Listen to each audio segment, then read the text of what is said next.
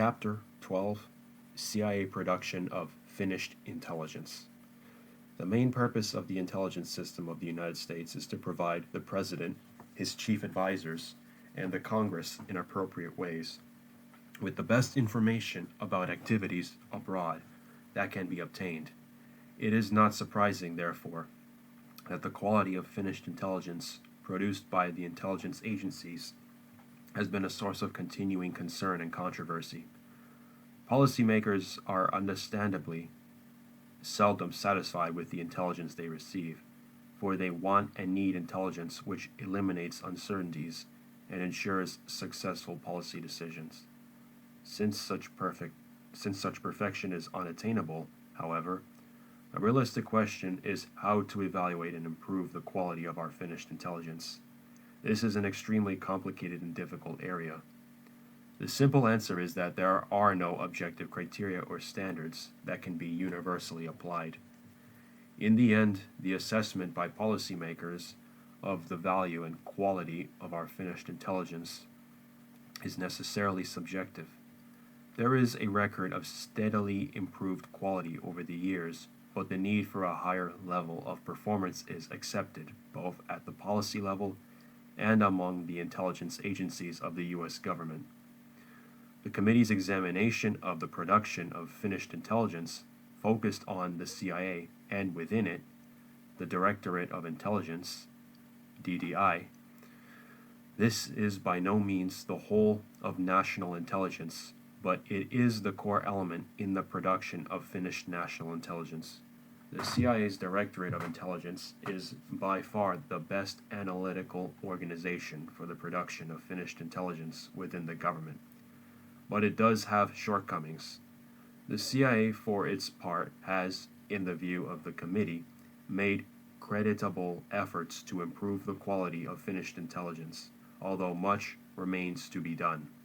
Because the provision of the best possible fact and predictive analysis to our policymakers is the most important mission of our intelligence system, the problems of production of finished intelligence will require the most searching and systematic examination by a future oversight committee. One moment. My apologies, I lost my place, so I'm just going to start reading here.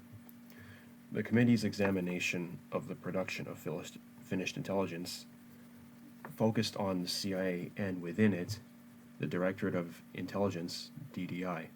This is by no means the whole of national intelligence, but it is the core element in the production of finished national intelligence. The CIA Directorate of Intelligence is by far the best analytical organization for the production of finished intelligence within the government, but it does have shortcomings. The CIA, for its part, has, in the view of the committee, made credible efforts to improve the quality of finished intelligence, although much remains to be done. Because the provision of the best possible fact and predictive analysis to our policymakers is the most important mission of our intelligence system, the problems of the production of finished intelligence will require the most searching and systematic examination by a future oversight committee. The preliminary work of the Select Committee in this area is based on interviews and hearings, as well as documents from the intelligence community staff concerning their post-mortems of past intelligence failures. Because of the complexity and difficulty of the subject matter, the examination of the Select Committee can only be regarded as a beginning, only broadly indicative of the problems involved and as suggestive of the areas which will require more thorough and comprehensive attention in the future. Although the provision of intelligence analysis to policymakers is the major purpose of the intelligence mission, the production of the intelligence has been referred to as the, quote, stepchild of the community, end quote. Footnote 1. It is an area which has been overshadowed by the glamour of clandestine activities and the lure of exotic technical collection systems. Yet, end of page 259, beginning page 260. The basic rationale for intelligence operations is the provision of information to the people who need it in order to do their jobs. The President and other senior officials responsible for the formulation and implementation of foreign policy. The Pearl Harbor experience, which so heavily influenced the establishment of the Central Intelligence Agency in 1947, pointed to the need for the collection, coordination, and analysis of all national intelligence in a centralized fashion, so that policymakers could be assured of receiving all the information they needed when they needed it. Finished intelligence represents the, quote, payoff, end quote, of investment in the plethora of collection activities. The CIA and its predecessor body, the Central Intelligence Group, were established to rectify the duplication and biases that existed in the intelligence production of the State Department and the military services. By reviewing and analyzing the data collected by these departments, the CIA was to provide senior government officials with high-quality, objective intelligence. In practice, however, the CIA has given precedence to independent collection and production, becoming a competing department in the dissemination of information. Historically, the departments resisted providing their data to the agency and thereby prevented the CIA from fulfilling its designated role in the production of, quote, coordinated, end quote, intelligence. Moreover, individual directors of Central Intelligence have not been consistent advocates of the agency's intelligence production function.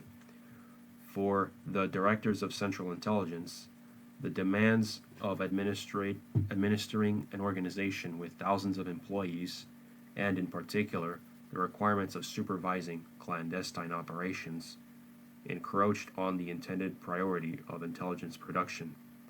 Only 3 DCIs attempted to address their primary attention to the quality of intelligence production: Walter Bedell Smith, John McCone, and James Schlesinger.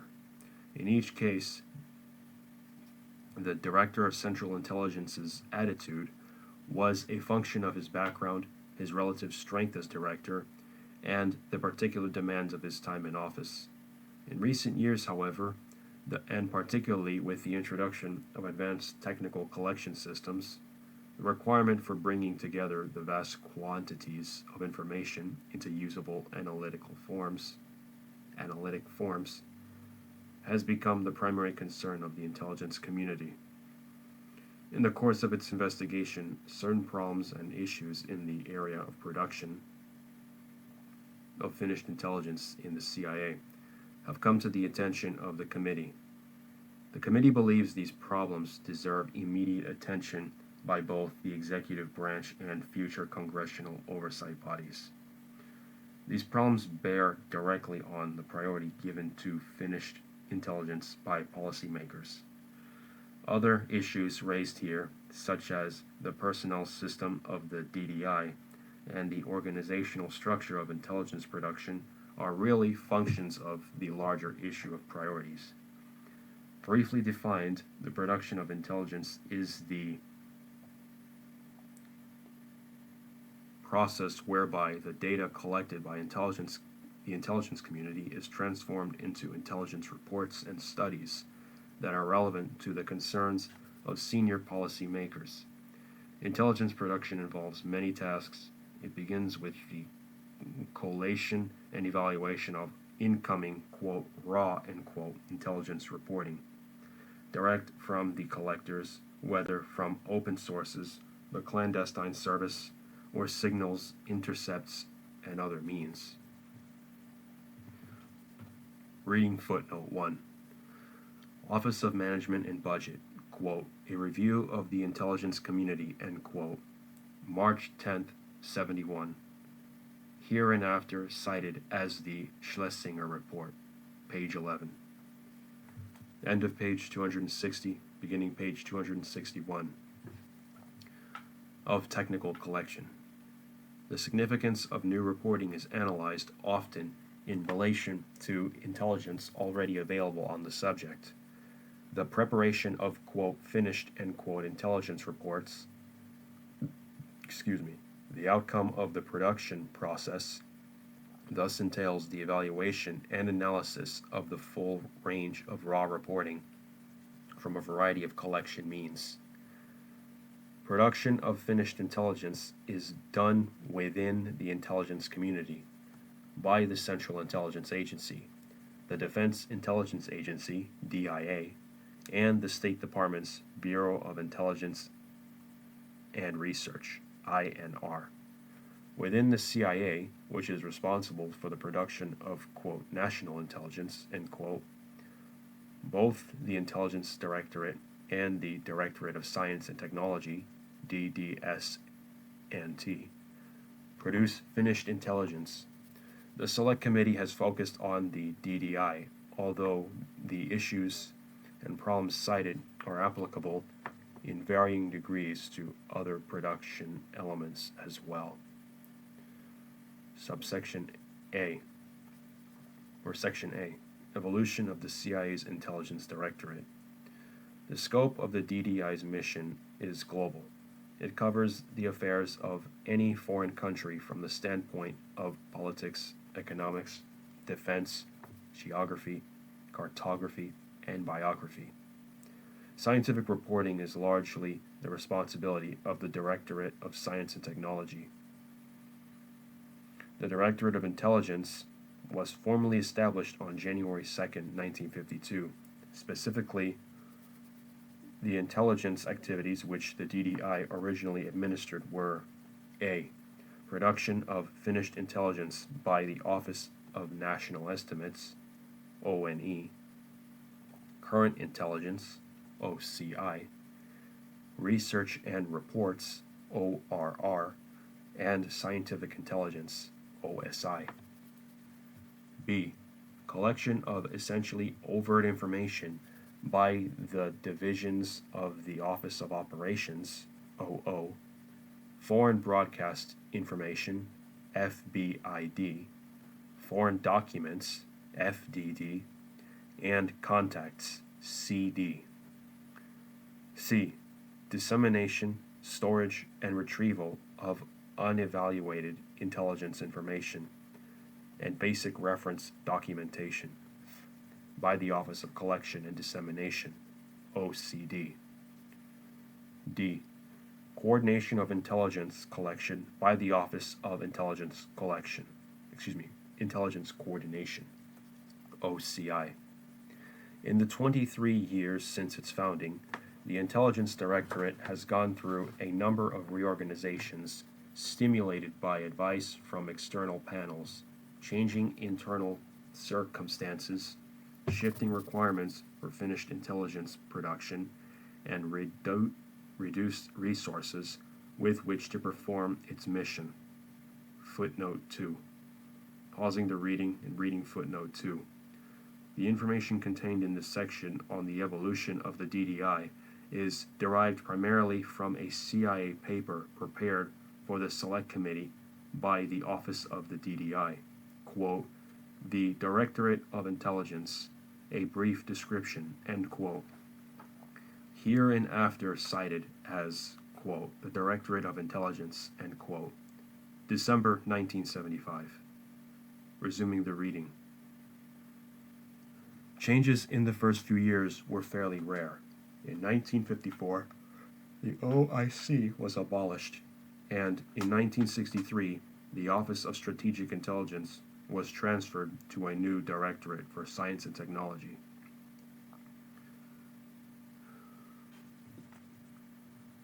Subsection 1. Intelligence Production. Estimative Intelligence. Producing National Intelligence Estimates, NIEs, was the function of the Office of National Estimates. End of page 261, beginning page 262, which was in the Intelligence Directorate until 1966, when it became a staff under the direction of the Director of Central Intelligence. This move was made in part to emphasize that the national intelligence estimates were the product of the entire intelligence community, rather than a single agency. ONE was abolished in 1973, and its responsibilities were transferred to the newly formed National Intelligence Officers. Attached to the Office of the Director of Central Intelligence. With this move, much of the work of producing draft estimates reverted to the production offices of the Intelligence Directorate. Current intelligence. Primary responsibilities for producing current intelligence remain where it has been since the Directorate was responsible for all current intelligence reporting except economic.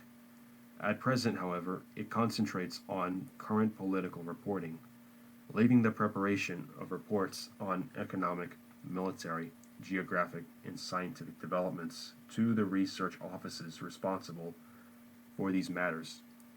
OCI coordinates and consolidates this specialized reporting on all subjects for presentation in its daily intelligence publications. Basic intelligence. Production of basic intelligence was stimulated primarily by the realization in World War II that the U.S. government had too little information about many of the foreign countries with which it was required to deal. The Basic Intelligence Division, BID, or ORR, was charged with responsibility for coordinating the production of, quote, factual intelligence of a fundamental and more or less permanent nature on all foreign countries, end quote. Because of the scope of the matter, the production of this type of intelligence required a cooperative effort involving the resources and capabilities of several departments and agencies of the federal government. The product of this government-wide effort was known as the National Intelligence Surveys, NIS. In 1955, the Basic Intelligence Division became a separate office, the Office of Basic Intelligence, OBI. This was in line with recommendations made in May 1955 by the Task Force on Intelligence Activities. Footnote 3. Pausing the reading and reading footnote 3. The Clark Task Force, headed by Gen. Mark Clark of the Hoover Commission. For members of the task force, see Hearings, Volume 4, pages 112 to 113. Resuming the reading. The elevation of basic intelligence to office status was an acknowledgement of the importance that the agency and the rest of the national security apparatus attached to the NIS program, or National Intelligence Surveys program. The early years of Office of Basic Intelligence were devoted mostly to coordination of this program. Many of the chapters were written by other elements of the CIA or by other government agencies on a contractual basis. In 1961, OBI took over responsibility for the production of the political sections of the National Intelligence Surveys from the State Department's Bureau of Intelligence and Research, when state claimed that it no longer had the resources to do this work. Office of Basic Intelligence delegated the task of producing these sections to OCI in 1962. In 1965, the Geographic Research function was transferred from the Office of Research and Reports, creating the Office of Basic and Geographic Intelligence, OBGI. The National Intelligence Surveys continued to be published until 1974, when the program was terminated because of the lack of resources. At this time, OBGI became the Office of Geographic and Cartographic Research. Military intelligence. Until the mid-1950s, the production of intelligence on military matters had been considered the primary responsibility. End of page 262, beginning page 263, of the Department of Defense, but the, quote, bomber gap, end quote, and later the, quote, missile gap, end quote, controversies gave CIA a role in foreign military research, an involvement which has continued and expanded. In 1960, The DDI created an ad hoc guided missiles task force to foster the collection of information on Soviet guided missiles and to produce intelligence on their manufacture and deployment. The task force was abolished in 1961 and a military research area was established in ORR. As a result of increasing demands for CIA analysis of military developments, a new office of strategic research was established in 1967 by consolidating the military economic research area of ORR and the military division of OCI. The scope and focus of responsibilities of OSR have increased over the years, and in 1973, a new component for research in Soviet and Chinese strategic policy and military doctrine were added. Geographic intelligence. The Geographic Research Area, GRA, of the Office of Research and Reports, ORR, originally had the responsibility for geographic intelligence production. The GRA was transferred in 1965. The ORR originally had the responsibility for geographic intelligence production. The GRA, Geographic Research Area, was transferred in 1965 to the Office of Basic Intelligence, changing its title to the Office of Basic Geographic Intelligence, OBGI. In 1974, the Office of Basic and Geographic Intelligence became the Office of Geographic and Cartographic Research when the National Intelligence Survey program was abandoned. Economic intelligence. Activity in this area remains the responsibility of the organization that succeeded the Office of Research and Reports in 1967. The Office of Economic Research.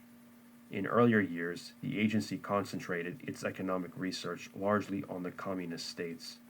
In recent years, however, the Department of State has dropped much of its intelligence production on the non-communist areas, leaving much of its intelligence production on the non-communist areas. Let me read that again. In recent years, however, the Department of State has dropped much of its intelligence production on the non-communist areas, leaving this job to the agency. OER has also expanded its research into such subject areas as international energy supplies and international trade. Today, it is the largest research office in the Intelligence Directorate. Biographic intelligence. The Hoover Commission report of 1949 recommended dividing the responsibility for biographic intelligence production within the community to prevent costly duplication. As a result, the foreign political personality files maintained by OCD were transferred to the state. In 1961, however, the Bureau of Intelligence and Research claimed it no longer had the resources to provide this service and the responsibility for reporting on the foreign political personalities, and subsequently for all non-military biographic intelligence reporting was transferred to the CIA. The task was taken over by OCD's successor organization, now the Central Reference Service. In-depth political research. In-depth foreign political intelligence reporting has not been, until recently, represented in the office structure of the Intelligence Directorate. Originally, whatever efforts were made in this field were concentrated in OCI. In 1962, a modest step toward increased foreign political research was taken with the establishment of a Special Research Staff, SRS, in the Office of the Deputy Director for Intelligence. In recent years, however, the diminished role of the state's Bureau of Intelligence and Research in intelligence community affairs, a perceived need for more sophisticated work in this field by CIA, and the appearance of new methods of political research. End of page 263, beginning page 264. Including computer applications, encouraged the Directorate to invest more resources in this area. Accordingly, an Office of Political Research, OPR, was established in 1974. It incorporated the Special Research Staff, some people from OCI, and then the disbanding Office of National Estimates. Round-the-clock watch/alert. The Cuban Missile Crisis of the fall of 1962 clearly spotlighted the need for a single directorate facility for round-the-clock receipt of intelligence information, and for a center in which the expertise of all its offices could be rallied in crisis situations. In March 1963, the DDI set up a special study group on DDI organizational tasks to study this and other problems. One of the results of its work was the establishment of an operations center under the administrative direction of the Office of Current Intelligence, OCI. Over the next 10 years, the operations center grew in size and capability, largely as a result of the Vietnam War. In 1974, it was separated from OCI and renamed the CIA Operations Center, a title warranted by the fact that all directorates of the agency now maintain permanent duty officers within the center. Today, the CIA Operations Center provides the mechanism and facilities with which the full information resources of CIA can be mobilized to work in concert with the community in foreign crisis situations. Subsection 2, Intelligence Collection.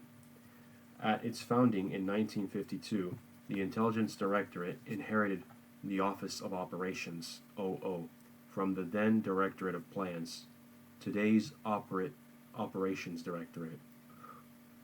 Office of Operations was composed of three main elements: the Contact Division, the Foreign Broadcast Information Division, and the Foreign Documents Division. The rationale for including these components in the Intelligence Directorate was that their work was essentially overt and thus inappropriately situated within the clandestine service. The Domestic Contact Service, originally in the Central Intelligence Group in 1946, as an outgrowth of the World War II effort to ensure that all domestic sources of information on foreign activities were contacted by the government. It was initially placed in Office of Operations to keep its essentially overt work separate from clandestine activity of the other major collection organizations. It maintained this separate status after the founding of CIA, but in 1951 joined the Directorate of Plans. This arrangement lasted for only 1 year, however, as the Office of Operations and its Contact Division, CD, was moved to the Intelligence Directorate in 1952. By 1953, CD was a network of offices in 15 major cities and several smaller residences, established across the U.S. With the abolition of Office of Operations in 1965, Contact Division became an independent office known as the Domestic Contact Service, DCS, and continued in that status until the appointment of William Colby as Director of Central Intelligence. In 1973, he decided that maintaining the separation of overt and covert collection elements was less important than the goal of consolidation of all human collection capabilities in the Operations Directorate. Accordingly, the DCS was transferred to the Clandestine Service and renamed the Domestic Collection Division. The Foreign Broadcast Information Division, FBID, had been founded by the Federal Communications Commission in 1940. With the advent of World War II, it was absorbed by the Office of War. End of page 264, beginning page 265. Information, and shortly thereafter, became one of the original elements of the OSS. At the end of the war, it was briefly administered by the Department of the Army before joining the Central Intelligence Group in 1946. It was formally included in the agency's Directorate of Plans at the founding in December 1950 and remained there as part of Office of Operations until its transferred to the Intelligence Directorate in 1952. By then, it had established the worldwide network of broadcast monitoring bureaus, which, with some alterations in location, it operates today. FBID received the status of an independent office and was renamed the Foreign Broadcast Information Service with the dissolution of the Office of Operations in 1965. Subsection 3. Information Processing. Between the collection and production phases of the intelligence process, there is an activity known as, quote, information processing, end quote. Information processing involves special skills or equipment to convert certain kinds of raw information into a form usable by intelligence analysts who are producing finished intelligence. It includes things like photo interpretation and translation of foreign documents, as well as the receipt, dissemination, indexing, storage, and retrieval of the great volumes of data which must be available to the production offices if they are to do their analytical work. Information, dissemination, storage, and retrieval. One of the original offices of the Central Intelligence Group, the Office of Collection and Dissemination, OCD, began this work in 1948 when it introduced business machines to improve reference, liaison, and document security services. Ultimately, this office became CIA's own departmental library and centralized document service. Its steady growth in size and capabilities was given a boost in 1954 when responsibility for the procurement of foreign documents was transferred to Office of Collection and Dissemination from the Department of State. Other specialized collections also became a part of the holding of that office, including those of motion picture, film, and photography. The systems of storage and retrieval developed by Office of Collection and Dissemination were unusually effective for that time, and the office began to gain recognition throughout the intelligence community. In 1955, OCD was renamed the Office of Central Reference to more accurately reflect its agency-wide responsibilities. In 1967, Office of Central Reference was renamed the Central Reference Service, CRS. Today, Central Reference Service can offer intelligence analysts throughout the community some of the most sophisticated information storage and retrieval systems to be found anywhere in the world. Photographic interpretation. CIA's work with photographic interpretation began in 1952 and was initially centered in the Geographic Research Area, ORR. In 1958, a new Photographic Intelligence Center, PIC, was created by fusing the Photo Intelligence Division of ORR with the Statistic Branch of OCR. The new center was given office-level status and the responsibility for producing photographic intelligence and providing related services for CIA and the rest of the intelligence community. In 1961, PIC was further elevated to become the National Photographic Interpretation Center, NPIC, This center was staffed by former members of PIC and DIA personnel, detailed to National Photographic Interpretation Center.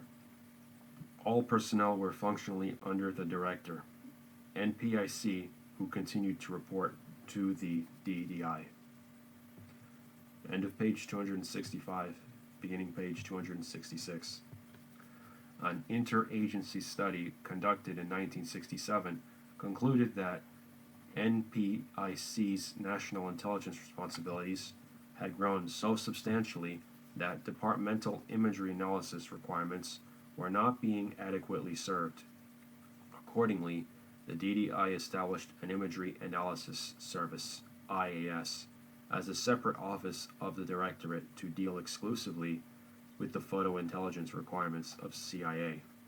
In 1973, it was decided that NPIC would be more appropriately placed in the Directorate of Science and Technology, with other elements dealing with reconnaissance at the national level.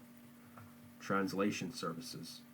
The Foreign Documents Division, FDD, of the Office of Operations, OO, had its origin in the Army and Navy's Washington Documents Center.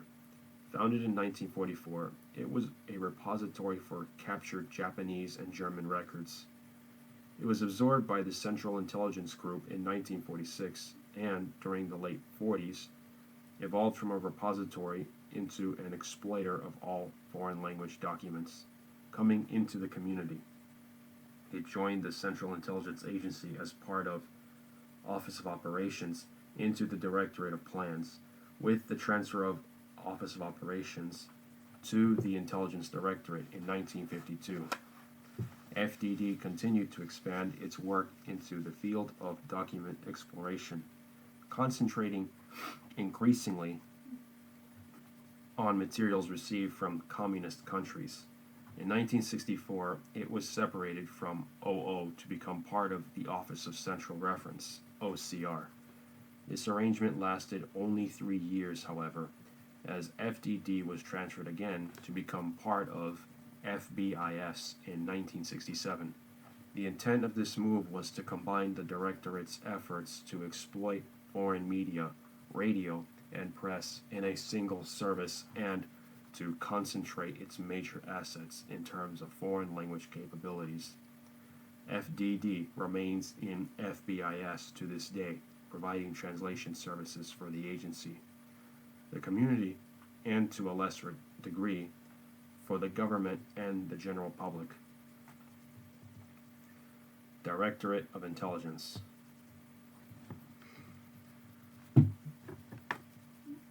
Deputy Director for Intelligence. National Intelligence Officers. CIA Operations Center. COMIREX staff. Collection Guidance and Assessment staff. Executive and Management staff. OSI, OWI, Office of Strategic Research, Office of Economic Research.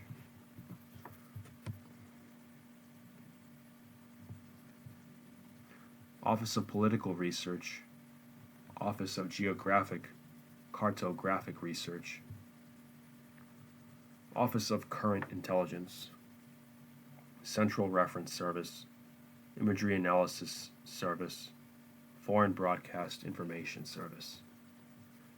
End of page 266, beginning page 267. Section B, the Intelligence Directorate today. In FY 1976, the DDI had a relatively small share of the agency's budget and personnel. Resources allocated to intelligence production have represented a relatively steady percentage of the intelligence budget over the years. Intelligence production is a people-intensive activity requiring relatively little in the way of supplies, equipment, structures, and operational funding.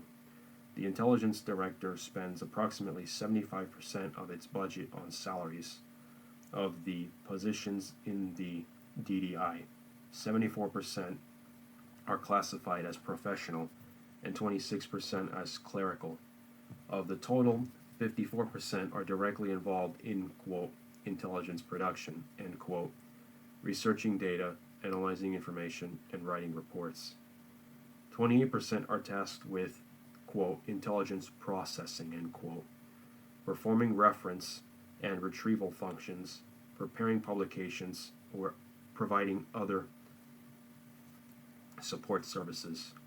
And 18% are involved in, quote, intelligence collection, end quote, monitoring overt foreign radio broadcasts and publications.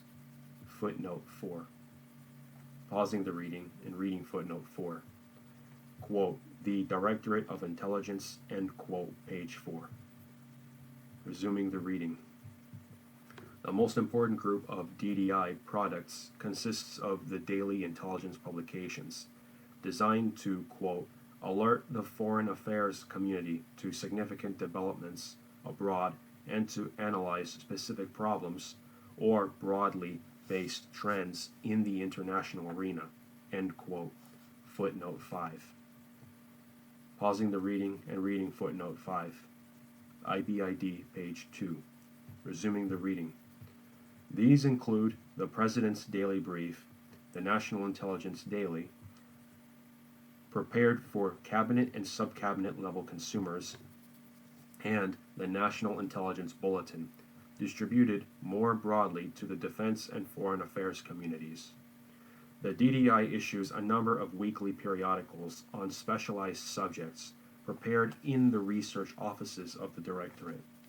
The DDI also produces in-depth and analytical studies on a periodic or one-time basis. These are monographs on particular problems. Some are DDI initiated, others respond to specific requests of the policymakers or their staffs.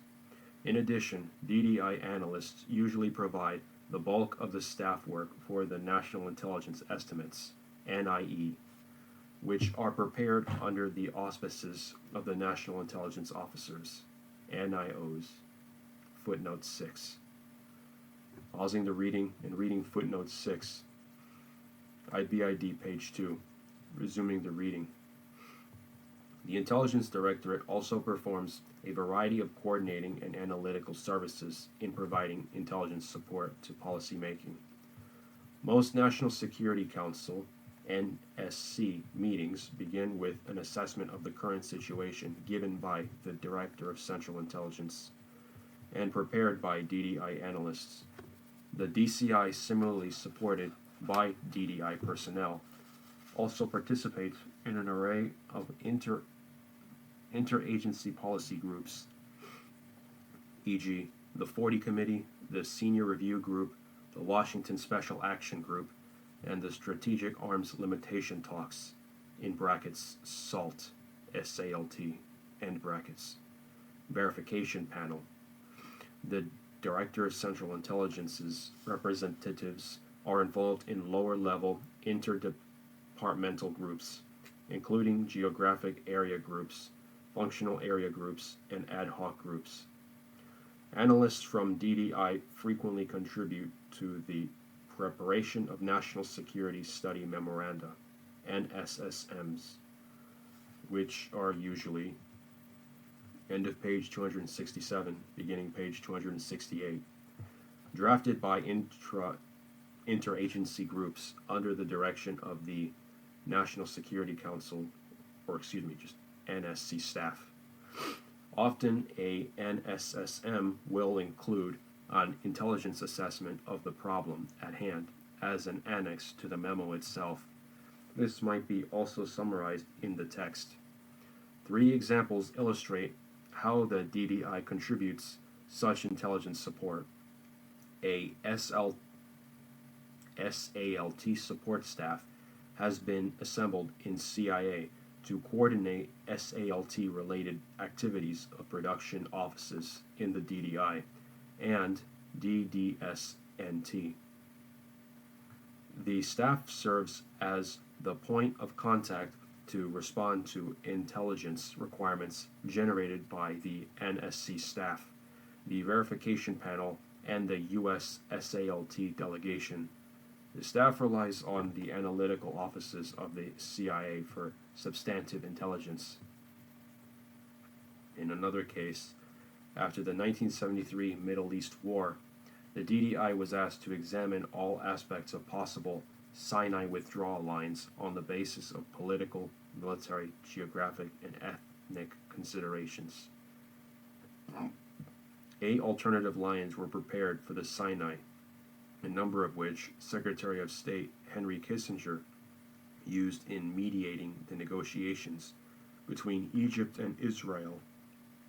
Finally, the DDI provided assessments to the policy groups who prepared U.S. positions for the Law of the Sea Conference in 1975, including descriptions of the strategic straits under discussion, analysis of each country's undersea mineral resources, and information about political positions and participating countries would be likely to take. Footnote 7. Pausing the reading and reading footnote 7. Staff summary of briefing given by Edward Proctor, DDI, April 24th, 75. Resuming the reading. Next section, the issues. The Select Committee began its examination of intelligence production by considering the relationship between intelligence and policy and the limits of intelligence.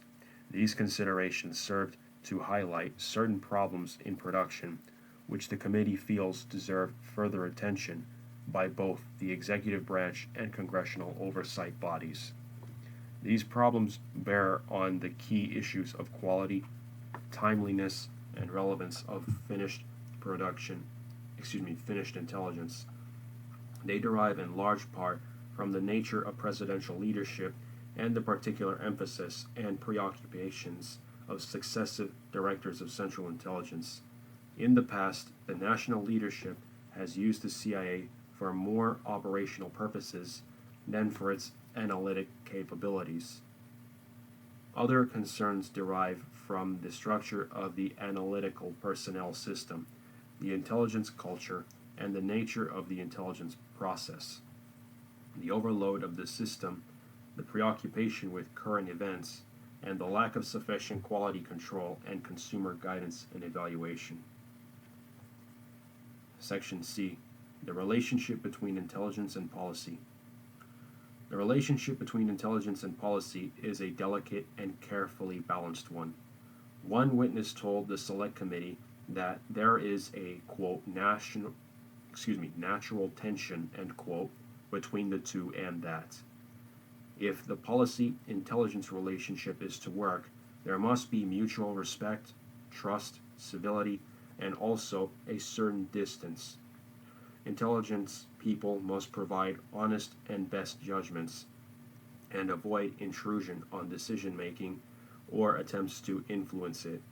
Policymakers must assume the integrity of the intelligence. End of page 268, beginning page 269. Provided and avoid attempts to get materials suited to their tastes. Footnote 8. Pausing the reading and reading footnote 8. John Huizenga, testimony, January 26, 76, page 14. Resuming the reading. In recent years, there has been a tendency on the part of high officials, including presidents and secretaries of state, to call for both raw reporting and finished intelligence to flow upwards through separate channels rather than through a centralized analytical component. This has resulted in many cases in consumers doing the work of intelligence analysts. Presidents and secretaries of state have all too often relished the role of, quote, crisis managers, end quote, moving from one serious issue to another and sacrificing analysis and considered judgment in the pressure of events. In between crises, their attention is turned to other pressing matters, and careful long-range analysis tends to be set aside. By circumventing the available analytical process, the consumers of intelligence may not only be depriving themselves of the skills of intelligence professionals, they may also be sacrificing necessary time and useful objectivity. In making his own intelligence judgment based on the large volume, often conflicting reports, and undigested raw intelligence, instead of on a well-considered finished piece of intelligence analysis, a high official may be seeking conclusions more favorable to his policy preferences than the situation may in fact warrant. The essential questions about the intelligence product concern its usefulness to policymakers for whom it is intended. Does intelligence address the right questions? Does it deliver the kinds of information and insights policymakers need in order to make foreign policy decisions? Is it timely? Is it presented and disseminated in the manner and format most useful to the consumers? Will they read it in other than crisis situations? The answers to these questions are by no means simple.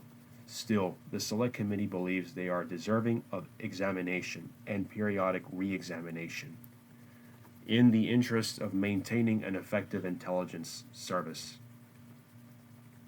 While intelligence analysts have a very good record in the area of technical assessment, e.g., hard data on foreign military hardware, the record is weaker in qualitative judgments, trend forecasting, and political estimating. While analysts may be able to furnish fairly complete and reliable reporting on tangible factors such as numbers and makeup of Soviet strategic missile forces, they are not as good as assessing such intangibles as why the Soviets are building such a force. The problem pertains to other issues too. For example, in analyzing the likely negotiating stance of a particular country in economic negotiations of interest to the United States. In particular, some policymakers feel that intelligence analysts have not been especially helpful to policymakers on the more subtle questions of political, economic, and military intentions of foreign groups and leaders. The view from the top is, of course, very different from the view held by analysts in the departments and agencies or in the field. Too often, analysts are not willing to address such questions directly. Analysts tend to believe that policymakers want answers instead of insights. Some consumers argue that the intelligence analysts lack sufficient awareness of the real nature of the national security. End of page 269, beginning page 270. Decision-making process. How it really works. Where and how intelligence fits in, and what kinds of information are important. Footnote 9. Pausing the reading and reading footnote 9. Staff summary of Andrew Marshall interview, February 10th, 76. Resuming the reading. On the other hand, the Select Committee is concerned that analysts are not always kept sufficiently informed in a timely fashion of U.S. policies and activities which affect their analyses and estimates. The committee is concerned that secrecy and compartmentation surrounding security policy decision-making affects the relevance and quality of intelligence analysis. The analysts in the DDI may not always be aware of what a key foreign leader has told high-level American policymakers in private, so that they may be missing crucial information on a particular nation's intentions in a given situation. The Select Committee's study of covert action has revealed that on a number of occasions in the past, intelligence analysts were not told what U.S. covert operators were doing abroad, an omission which could seriously affect the accuracy of intelligence assessments. Likewise, because of security compartmentation, DDI analysts sometimes did not know about particular U.S. strategic weapons R&D programs, and so were not able to assess completely the reasons for countermeasures that were being taken in the development of Soviet strategic forces. And I am going to stop here for this recording.